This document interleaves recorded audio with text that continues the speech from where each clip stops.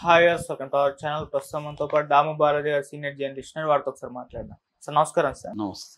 Sir కూటమి government form అయిన తర్వాత మనం చూస్తే పవన్ కళ్యాణ్ గారికి లోకేష్ గారికి ఒక కాంపిటీషన్ ఉంటుందని చెప్పేసి ఎప్పటి నుంచి కూడా ఒక చర్చ జరిగింది. అయితే వీళ్ళిద్దరి పాలిటిక్స్ ఇప్పుడు చూసుకుంటే సార్ పవన్ కళ్యాణ్ గారు కంప్లీట్ గా యాక్టివ్ గా ఉండడం, జనాల్లో తిరగడం మనం చూస్తున్నాం ఇప్పటి వరకు కూడా. నెక్స్ట్ మంత్ నుంచి కూడా ఆయన కంప్లీట్ గా జనాల్లోకి వెళ్తారని చెప్పేసి కూడా వాళ్ళు చెప్పారు.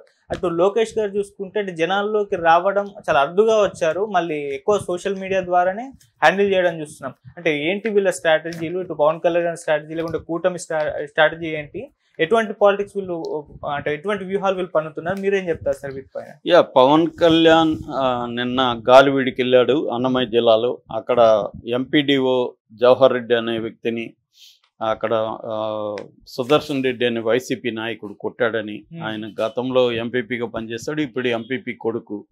సో తను వెళ్ళి కొట్టాడు. మొత్తం 12 మంది మీద కేసు పెట్టారు. 3 అరెస్ట్ చేశారు, 9 మంది పరారులో ఉన్నారని చెప్తున్నారు. అట్లాగే సిఐ ఆయన ఆ సుదర్శన్ రెడ్డిని, వైసీపీ నాయకుడిని సినిమాలో లాగా చట్టుబట్టి లాక్కుపోవడం, అవన్నీ కూడా విమర్శలకు దారితీస్తాయి. దీన్ని ఇమీడియట్గా పవన్ కళ్యాణ్ అక్కడికి వెళ్ళిపోయాడు. నిజానికి ఇది ఒక లోకల్ చిన్న సంఘటన. ఇలాంటివి వందలు జరుగుతున్నాయి ఆంధ్రప్రదేశ్లో. ఎప్పుడు కూడా ఏ పెద్ద ఇన్సిడెంట్కి ప్రజల మీద అనేక దాడులు, స్త్రీల మీద అనేక దాడులు, స్త్రీలని హత్య చేయడాలు, చిన్నపిల్లల్ని హత్య చేయడాలు, వీళ్ళ పార్టీ వాళ్ళే దళితుల మీద దాడులు, ఇవి అన్నీ జరిగినా కూడా ఇప్పటి వరకు పవన్ కళ్యాణ్ వాటికి ఏమి వెళ్ళట్లేదు. అయితే ఇక్కడ చర్చ ఏమి వచ్చిందంటే, పవన్ కళ్యాణ్ ఈ కూటమిలో తెలివిగా తనని తాను ఫోకస్ చేసుకోవడానికి, తను ఒక రెబల్గా, తను ఒక రెవల్యూషనరీగా, తను ఒక ప్రతిపక్ష నాయకుడిగా ప్రొజెక్ట్ చేసుకోవడానికి ప్రయత్నిస్తున్నాడు. లోకేష్ ఏమో సైలెంట్గా ట్విట్టర్కే పరిమితం అయిపోతున్నాడు. సో పవన్ కళ్యాణ్ లీడర్షిప్ పెరుగుతుంది జనంలో, లోకేష్ది పెరగట్లేదు అని లోకేష్ అభిమానులు, తెలుగుదేశం అభిమానులే ఆందోళన వ్యక్తం చేసే పరిస్థితి క్లియర్గా కనబడుతుంది. సోషల్ మీడియాలో కూడా పోస్టులు అలా పెట్టుకుంటున్నారు. అంటే మన లోకేష్ ఏం చేస్తున్నాడు, చంద్రబాబు ఏమి వ్యూహాలు వేయట్లేదా, పవన్ కళ్యాణ్ పెరుగుతుంది. ఎందుకంటే మనకి మేజర్గా 3 సంఘటనలు 3-4 చెప్పుకోవచ్చు.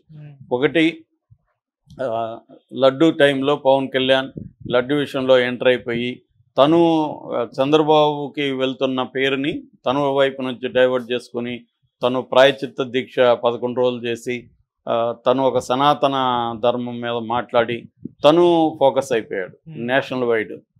రెండవది, హోంమంత్రి అనిత మీద విరుచుకుపడి అనిత స్థానంలో ఆ హోంశాఖ నేనే తీసుకుంటానని చాలా తీవ్రంగా మాట్లాడాడు. అది రెండో సంఘటన. అది ఎందుకు మాట్లాడాడంటే, వైసీపీ వాళ్ళ మీద పోలీస్ శాఖ చర్యలు తీసుకోలేదు అన్న యాంగిల్లో అది మాట్లాడాడు. మూడవది, కాకినాడకి వెళ్ళిపోయి సిద్ధ షిప్ అని, అది కూడా నేషనల్ వైడ్ ఇష్యూ చేయగలిగాడు.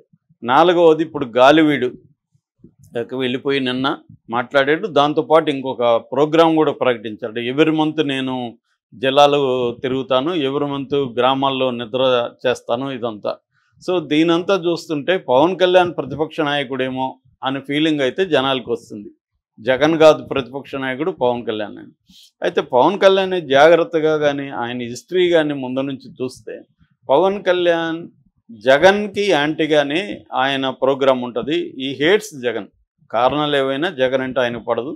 జగన్ ఎక్కడ మనం కానీ గమనిస్తే 2014 నుంచి 19 వరకు మీరు చూడండి, పవన్ కళ్యాణ్ ప్రోగ్రామ్స్ అంతా చూడండి, ఎక్కడ జగన్ ఏదైనా అనౌన్స్ చేస్తే ఈయన ముందే వెళ్ళిపోతాడు ఆడికి.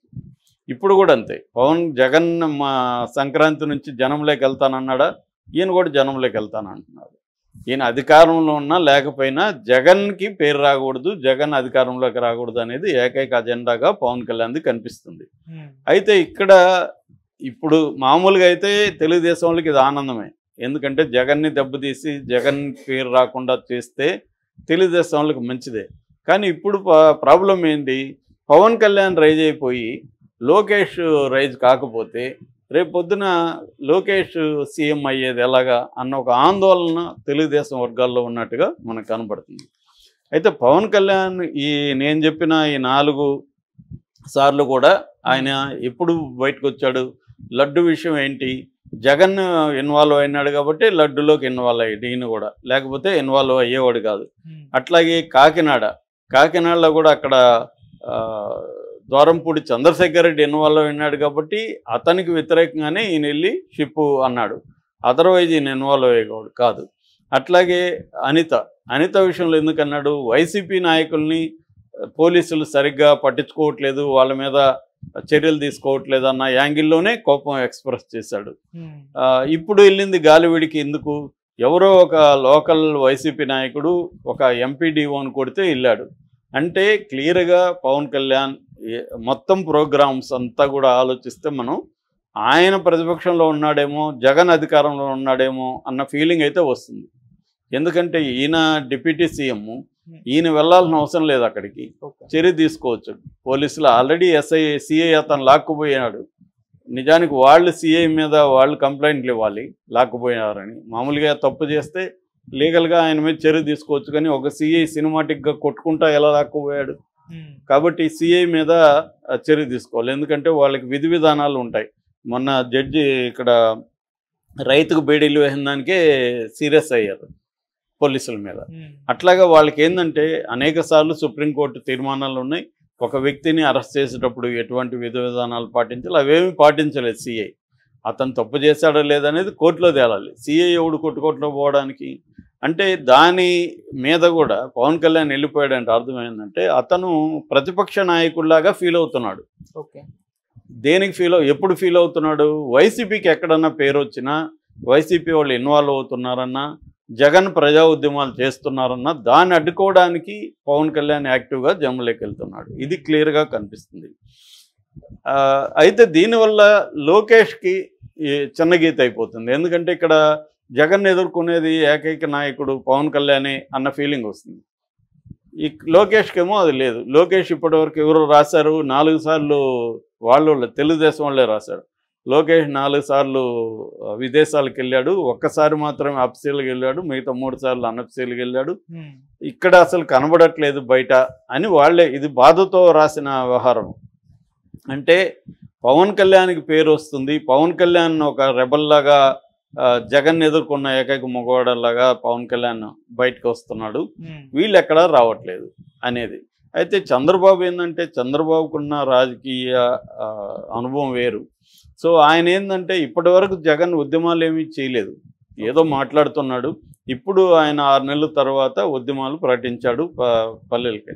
ఇప్పుడు ఈయన కూడా వీళ్ళు ఏం చేస్తాడు, ఈయన ప్రతిపక్షంలో లేడు. ఈయన పనింది ఆల్రెడీ 5 మంత్రిత్వ శాఖలు ఇచ్చారు. 5 మంత్రిత్వ శాఖలు చూసుకోవడానికి ఈయన సరిపోదు. ఈయన జనంలోకి వెళ్ళి ఏం చేస్తాడు, ఇది ఇప్పుడు లోకేష్కి కూడా ప్రాబ్లం అయిపోయింది. అప్పుడు చంద్రబాబు ఆల్రెడీ ఏంటంటే ఆయన ఏ పని చేసినా ముందుగా దాన్ని స్టడీ చేసి చేసే లక్షణం చంద్రబాబుకు ఉంది కాబట్టి ఆల్రెడీ రాబిన్ శర్మ వీళ్ళ టీము పనిచేస్తుందంట. అంటే జగన్ పరిస్థితి ఏంటి, ప్రజలు ఏమనుకుంటున్నారు, జగన్కి ఏ స్థాయిలో ఇది పెరుగుతుంది, ఇవన్నీ చంద్రబాబు స్టడీ కోసం ఆల్రెడీ వీళ్ళని ఉపయోగించారు. ఇక్కడ కూడా మన ఆయన ఎవరు ప్రశాంత్ కిషోర్తో కూడా టచ్లో ఉన్నాడని చెప్తున్నారు. అంటే ఎలాంటి వ్యూహాలు వేయాలి, జగన్ ప్రజా ఉద్యమం చేస్తే ఆయనకి మంచి పేరు వచ్చే అవకాశం ఉంది. ఎందుకంటే ప్రజల్లో అసంతృప్తి ఉంది. ఇప్పుడు ఈ అసంతృప్తికి ఎవరో ఒకరు కావాలి కదా.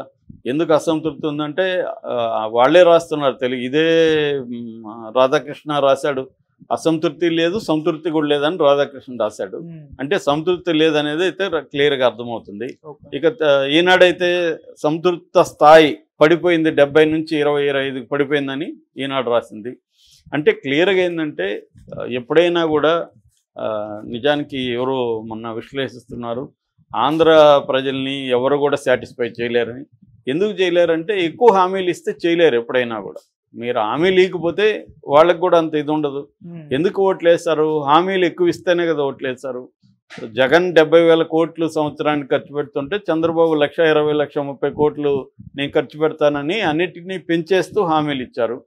సో దానికి జనాలు ఎక్స్పెక్టేషన్ పెరిగి జనాల్ని నిందిస్తే ఏం లాభం. కాబట్టి ఇక్కడ ఏంటంటే వాళ్ళ ఎక్స్పెక్టేషన్ పెంచి అధికారంలోకి వచ్చారు కాబట్టి వాళ్ళల్లో ఎక్స్పెక్టేషన్స్ పెరుగుతాయి.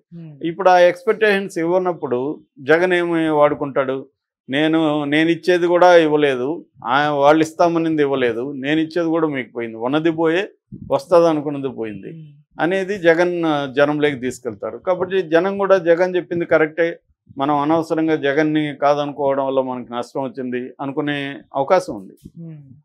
కానీ అంత ఇచ్చే స్థాయి లేదు. ఆల్రెడీ ఇప్పుడు 7 నెలలకి 70,000 కోట్లు అప్పు అయింది. అమరావతి అప్పు కలుపుకుంటే 1,00,000 కోట్లు అయ్యే పరిస్థితి ఉంది. సో ఈ కాంటెక్స్లో చంద్రబాబుకి డబ్బులు కూడా లేవు దాన్ని ఖర్చు పెట్టడానికి. ఒక పక్క అమరావతిని డెవలప్ చేయకపోతే ఆయనకి ఇది పోతుంది, ఎందుకంటే ఆయన పెట్టు ప్రాజెక్ట్ అది. రెండోది పోలవరం. ఈ రెండింటికే బడ్జెట్ లేని పరిస్థితిలో ఈ ఇచ్చిన హామీలు సంవత్సరానికి 1,20,000 1,30,000 కోట్లు ఎక్కడి నుంచి ఖర్చు పెట్టాలి? అందుకని ఆయన మీరు అర్థం చేసుకోండి, ఖజానాలో డబ్బు లేదని చంద్రబాబు చెప్తున్నాడు. ఓకే, మంచిది, ఆయన చెప్పింది వాస్తవమే. కానీ హామీలు ఎందుకు ఇచ్చారు అనేది జనము ప్రశ్నించే పరిస్థితి ఉంది.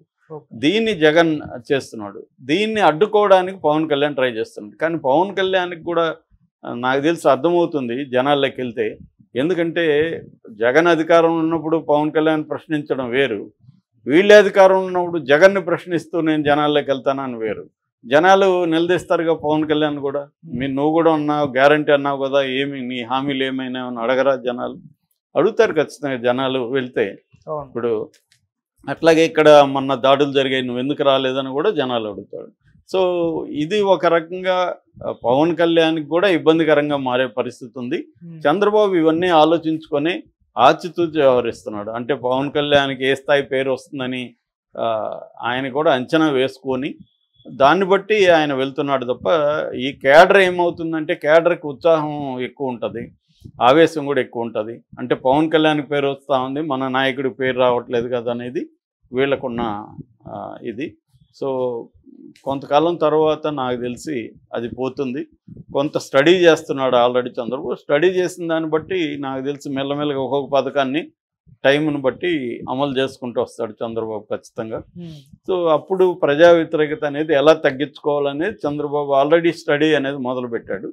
దీన్ని ఎలా మనకు ఉపయోగించుకోవాలి, అట్లాగే వైసీపీని రానియకుండా ఎలా చేయాలి, వైసీపీ ప్లేస్లోకి నేను ఎలా వెళ్ళాలి అనేది పవన్ కళ్యాణ్కి. వీళ్ళందరికీ కూడా ఏంటంటే రాజకీయ ప్రయోజనాలే, జగన్కైనా పవన్ కళ్యాణ్కైనా చంద్రబాబుకైనా రాజకీయ ప్రయోజనాలే ఇంపార్టెంట్. కాబట్టి జగన్ని రానియకుండా చూస్తే ఆ ప్లేస్లో మనం ఎదగచ్చు అనేది పవన్ కళ్యాణ్కి ఉండే స్ట్రాటజీ.